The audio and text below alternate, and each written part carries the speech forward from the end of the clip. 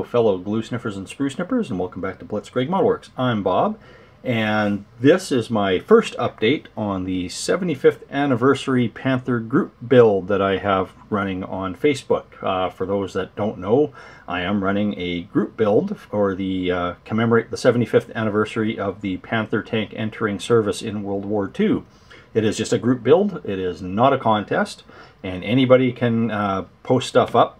Any scale, any media, so if you want to do paper stuff, you want to do foam stuff, you want to do 3D render, whatever. But as long as it involves builds, not like piles of reference photos and stuff like that. There's other pages for that. This is just for builds, and I'll put a link to the Facebook page down below. So this particular build is actually going to be 2 Panthers and the Mini Art T80 that I just reviewed. The one that I'm working on right now is the Cyber Hobby Special Edition version, which is not going to have any of the goodies that are in the box. So I'm not going to use the magic tracks, I'm not using the metal barrel, I'm not using any of the photo etch. I'm replacing all of that with all of my own stuff. So right now I've got the lower hull fairly completed with the suspension, which does articulate, but only downward, because they have these little pegs that correspond with a peg on the side that stops it from moving. That keeps your whole suspension level. Now if you trim one or both of those pegs off, and I'm just going to kind of lift one over the other gently, you can now actually have an articulated suspension. It kind of drags on the hull there, but you get the idea. For now I'm just leaving it straight. I've replaced a whole whack of stuff on the back with the Voyager Panther F set for this kit, and battle damage it accordingly, just using a little scriber. This is an old TriMaster scriber I've reprofiled over the years, and I used it just to bang it up a little bit. Well, more than a little bit. A little more than I intended, but it'll work. These are by and large soldered together. I don't know how well you can see that. These are soldered. The top pieces are super glued, but I did the soldering for strength. Used a Grant line nut rather than the nut that came with it. It didn't really look right.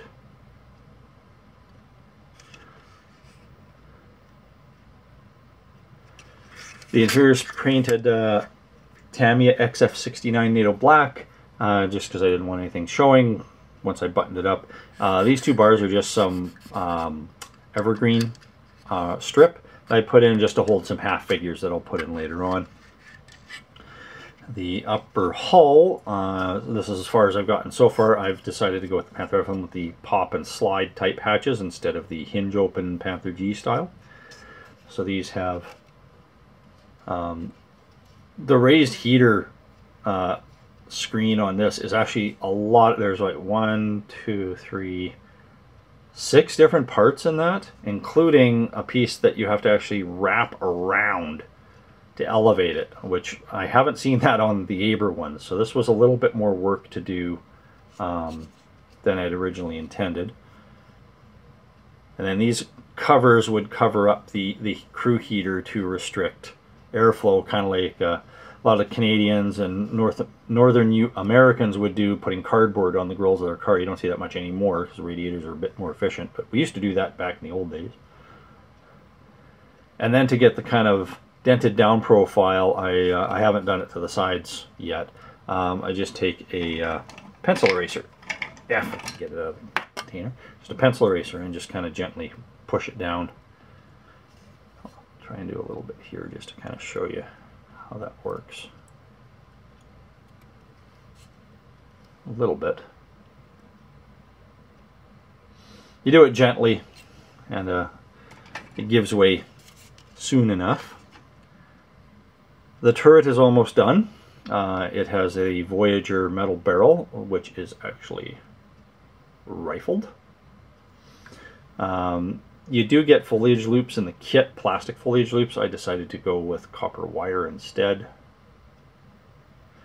And I've painted the top already because the Voyager photo etch set comes with anti-aircraft armor.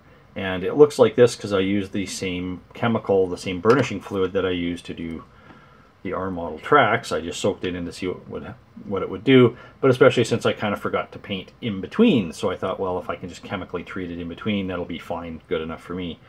But this fits on like so, more or less. It will get painted.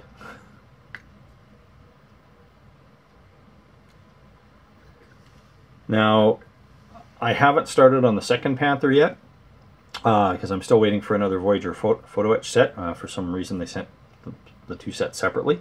It is not going to have a Schmalterm, at least not this style of Schmalterm, and it's not going to have that stupid long barrel, that World of Tanks kind of barrel that was on there.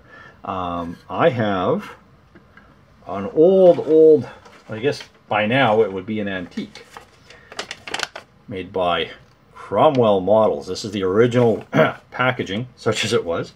This was a prototype Schmalterm that Rheinmetall had come up with, and this is a resin conversion set that came out in the 1990s. I think somebody actually does this now. I don't know if it's the same molds, but it's the same design. But it looks very different.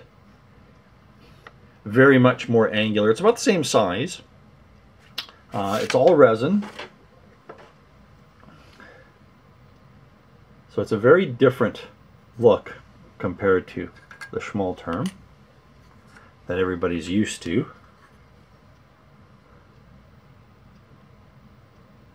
But it's about the same size overall. Very similar pattern layout. It was designed at the time. Dragons, Panthers that they had out when this kit came out weren't all that great. Tamiya's were better, much better at the time. So this kit, this conversion turret, is designed to take some donor parts from the Tamiya Panther and put it on, and it comes with a mantlet and an actual resin barrel. So that's what she would look like combined. The barrel is hollow, not rifled though, but that's okay. It's actually straight too, which is for a 1990s molding, especially since I've had this in a box for all these years. It's that's pretty amazing that it's still straight. So some really nice texturing. Now Cromwell don't make these anymore. They seem to be more into the 72nd scale area. But they used to do a whole whack of 35th scale stuff at the time. Them and Accurate Armor. But that's going to go on the other kit. The tracks, the Lincoln Link, these are the R model ones that I was talking about earlier with the CNC brass pins. I am still waiting for my brass black to show up. Usually I'd look at someplace like a gun shop or a jewelry shop for those, but nobody seems to carry that kind of stuff. So it works pretty well. The tracks went together really easily. There was hardly any of these pins that I had a problem putting in. They just all pushed in. It was like silk. They just assembled so nicely. And you know, it's so much. Yeah, the cost is a fair bit more than the furls once you consider the cost of the track, which is quite a bit less. But then you're adding the pins separately, so you're at about the same or a little bit more than the furls would cost. But I think they're way nicer looking.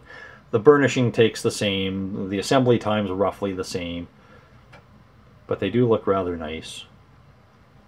Hollow teeth and all.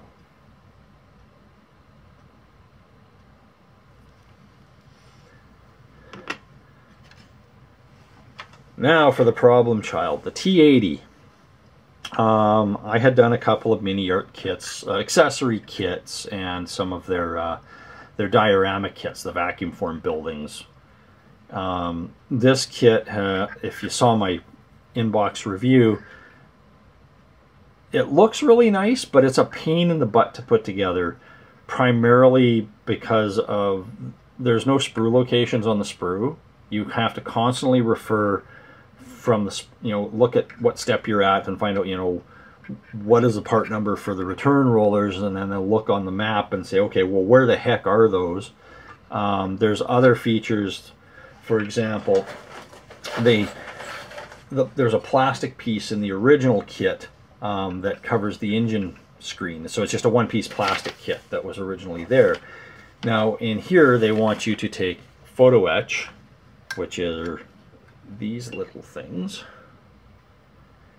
and fit them in there. And I was having a heck of a time getting them to fit until I looked really, really close at step one. And I mean really close. They actually want you to cut the plastic piece out before you fit it in. So I had to do that, which that's not a big deal. But you get 6 slats. They don't give you any measurements for how far apart they're supposed to be. They don't fit in quite flush. You still got to monkey around with it a little bit. It's kind of a pain in the butt. These 2 photo etch pieces, there's no locating tabs on the back. That's those 2. So you kind of have to eyeball it. The suspension, even though the suspension, the swing arms are keyed in place, they don't go in very straight. The wheels actually kind of look a little pigeon-toed on either side. And there's really, that's just how the swing arms are molded. That's just how they go in, which is kind of bizarre. It was hard to get the wheels to line up even half-assed. They were really sloppy. The return rollers were really sloppy. There was a few spots where I can't really show you too well. These little bump stops are, these 2 are the ones in the review I was talking about where you have to measure and glue them on separately. This one actually had a broken piece. If you can see, there's a nice square chunk coming out of these 2, and this one's missing it. That was broken off. How that happens on such a small part, I don't know. The other side was okay. The detail is still really nice. It's still a workable kit. But if this was like, if I picked this as a very first kit as a beginner, I would be pulling my hair out. The turret went together pretty nicely. I've got the hatches kind of glued in place, so you can see the interior because the gun has a nice little breech block. Now this is all painted black because this is going to be either knocked out or abandoned. I haven't decided quite yet. But with the hatches slightly open, you're going to see something. The machine gun was really fragile. The plastic's really strange in this kit. It's soft but brittle at the same time. So the tip of the machine gun broke off. I still have it, so I'm just going to keep it aside until until I'm ready to go to paint, because just handling it will make it break. And here's another bizarre thing. This bolt broke off. It was broken off when I took it out of the box, and this was the slide molded part. So that was really bizarre. Turret's pretty nice. Nice detail. If we can focus somehow. Some nice texture to it. Haven't touched the tracks yet. Working on some of the figures. This is one of Tamiya's Russian tank crew. I'm building him. I'm going to build him pretty stock, but he's going to be lying dead on the ground. I'll just kind of press him into the groundwork a bit. And then for the schmal term, I actually made the rear hatches posable. It actually opens up. And I've got a figure I've been working on.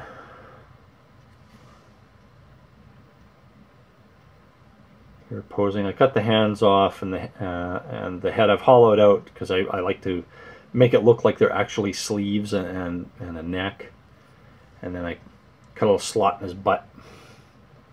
This is out of one of Tamiya's newer Panzer Crew kits, and this is, I think this is, the legs are from the driver of their old original one, which I think I bought that when I was maybe 12. I still have it kicking around. But he kind of keys in, kind of like that. I wanted to have somebody sitting in the back of the this loader's hatch, because I've never seen anybody do that. So he's going to sit in like that. And that's as far as I've got for now. The diorama is going to be pretty darn big when you consider there's 2 Panthers plus this and plus all the other figures I'm going to have. My display case is an IKEA Billy display case, and I measured, I think it was something like 10¼ inches by about 29½ is the kind of space that I have if I want to fill the whole shelf up. So that's all I've got for now. I'll be plugging away on photo etch on the upper hull, and then as soon as the other PE shows up, I'll start hammering away on the other Panther. And this puppy, this is like basically 2 afternoons got me to this point.